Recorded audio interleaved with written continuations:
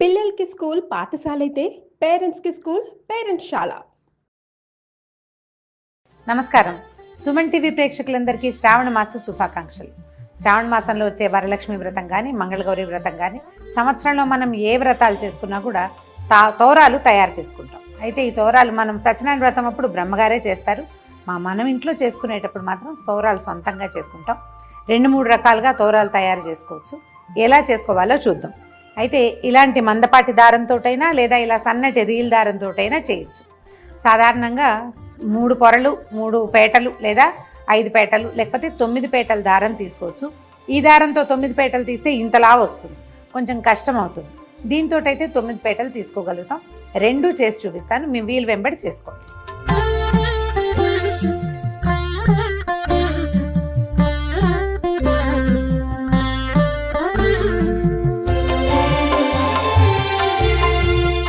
ఒకటి, 2, 3,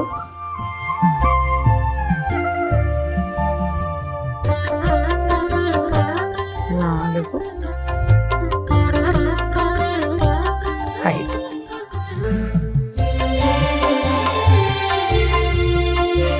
ఐదు పోగుల దారం తీసుకున్నాము. దీనికి పసుపు రాసేసి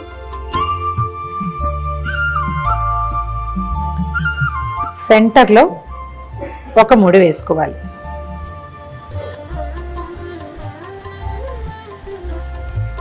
ఒక చిన్న మామిడాకును తీసుకుని దీన్ని సన్నగా చుట్టాలి. ఈ మధ్యలో పెట్టి గట్టిగా ముడి దగ్గరికి లాగేయాలి.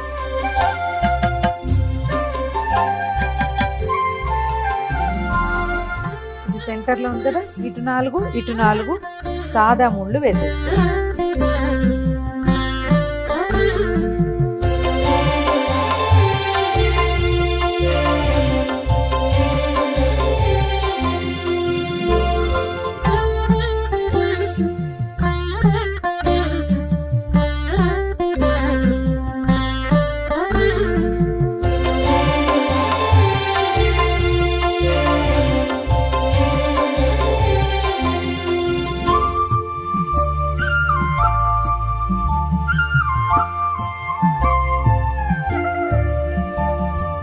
మన దగ్గర పువ్వులు లేనప్పుడు ఈ మెథడ్.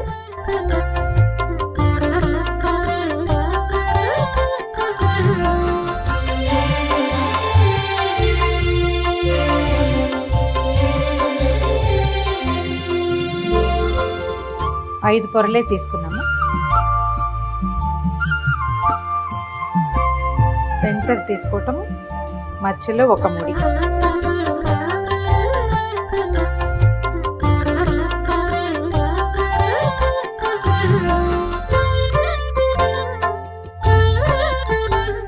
మధ్యలో పెట్టి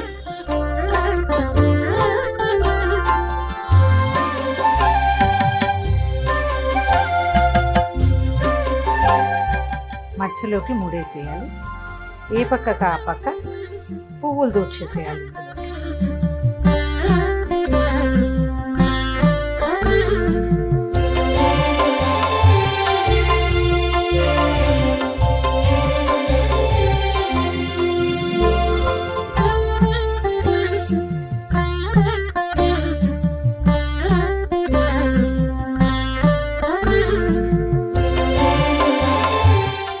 ఇది మందపాటి దారం కాబట్టి ఇలా వేస్తాం.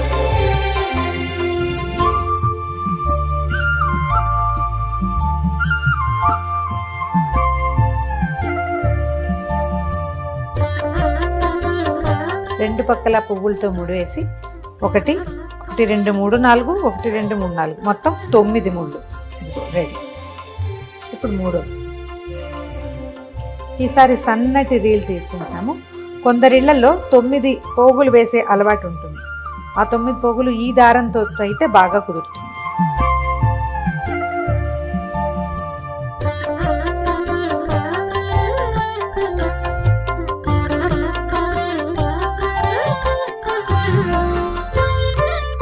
రీల్ దారంతో 9 పోగులు తీసుకున్నాము. దారానికి చక్కగా పసుపు రాసి కొంచెం కొస వదిలిపెట్టుకుని ఇక్కడి నుంచి మనం మామూలుగా పువ్వులకి దండ కడతాం కదా, అట్లా కట్టేసుకోవాలి. ఏవైనా సన్నటి పువ్వుల దండ కడతాం కదా, సన్న సన్న పువ్వులు ఉంటాయి, ఇవి మన కనకాంబరాలు, తర్వాత ఏమో మన నందివర్ధనాలు అలాంటివి. ఇట్లా మామూలు పువ్వుల దండకి ఎట్లా ముడేస్తాం అలా వేసేసుకోవాలి. కాస్త దూరంగా కడితే సరిపోతుంది.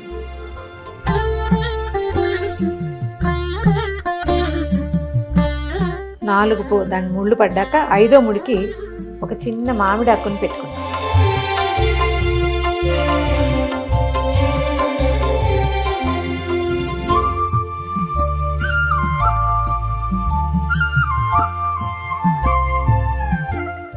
ఇంకొకసారి సెక్యూర్డ్గా ఇంకొక ముడి వేసేద్దాం.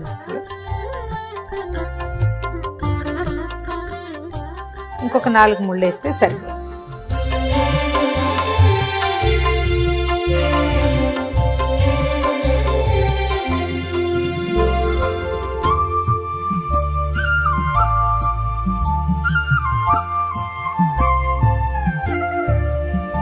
ఒకటి 2 3 4 5 6 7 8 9. 1 2 3 4 5 6 7 8 9. 1 2 3 4 5 6 7 8 9.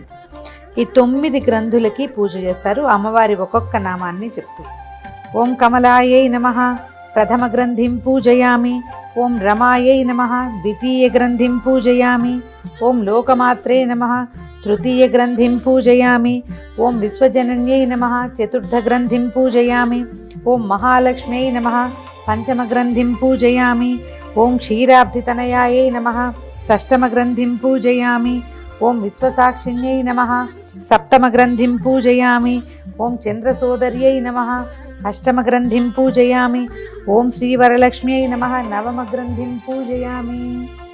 ఈ నామాలు చెప్తూ ఈ 9 మూడుల మీద కుంకుమతోటి, పసుపు కుంకాలు లేదా మన అక్షతలతోటి పూజ చేసుకుని తర్వాత వీటిని కుడి చేతికి కట్టుకోవాలి.